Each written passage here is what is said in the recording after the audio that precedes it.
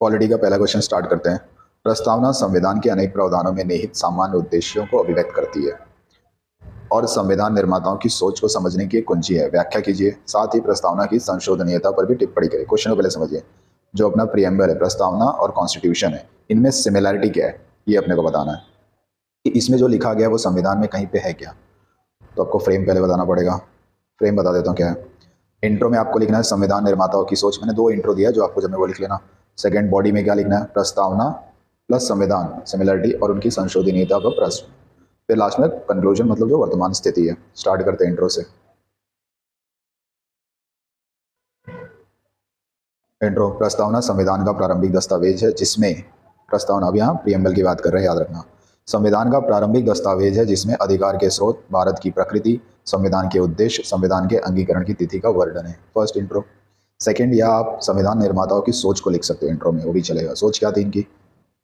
संविधान निर्माताओं का मुख्य उद्देश्य भारत के लिए क्या था? भारत को एक संपूर्ण प्रभुत्व संपन्न लोकतंत्रात्मक गणराज्य बनाना तथा इसके नागरिकों हेतु न्याय, स्वतंत्रता, समानता, बंधुता, जिसे सामाजिक न्याय, आर्थिक सशक्तिकरण तथा राजनीतिक न्याय के साथ प्राप्त किया जाना चाहिए। मतलब सोच भारत के लिए क्या थी और नागरिकों के लिए क्या थी, ये दो पॉइंट आपको याद रखना है।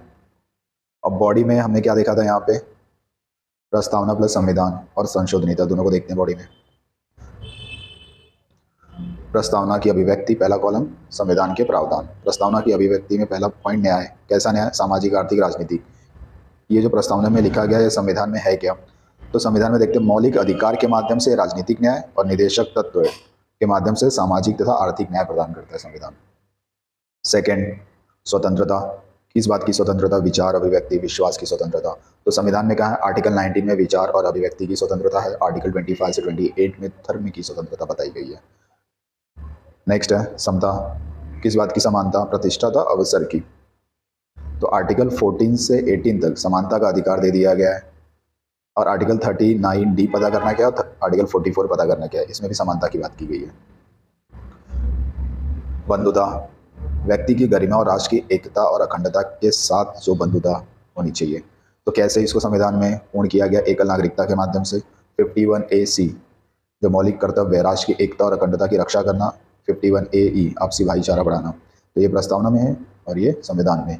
अब बॉडी में दूसरा पार्ट संशोधनीयता पे प्रश्न आता है, मतलब चेंज कर सकते हैं कि नहीं। बेरोबारीवाद जो 1960 में आया था, इसमें न्यायालय ने निर्णय दिया कि प्रस्तावना संविधान का भाग नहीं है, मतलब प्रस्तावना जो है संविधान का भाग ही नहीं, अतः इसमें आर्टिकल 368 द्वारा संशोधन नहीं किया जा सकता। परंतु केशवानंदवाद 1973 इसमें बताया कि भाग है, प्रस्तावना संविधान का भाग रहेगा और संशोधन भी किया जा सकता है, जिसे मिनर्वा मिल्स और LIC वाद में वापस रिपीट किया गया, सेम निर्णय। संशोधनीयता। कंक्लूजन पे आते हैं। कंक्लूजन पे देखते हैं वर्तमान स्थिति क्या है। वर्तमान स्थिति यह है कि प्रस्तावना संविधान का भाग है और इसमें संशोधन भी किया जा सकता है आर्टिकल 368 के माध्यम से। और यदि इसमें मूल ढांचा पाया जाता है तो उसमें संशोधन संभव नहीं है। यह केशवानंद भारतीवाद में दिया गया था। साथ में प्रस्तावना को, आपको लास्ट लाइन लिख देना, प्रस्तावना को 42वें संविधान संशोधन के माध्यम से संशोधित कर समाजवादी, पंथ निरपेक्ष तथा अखंडता शब्द को जोड़ा गया। बस।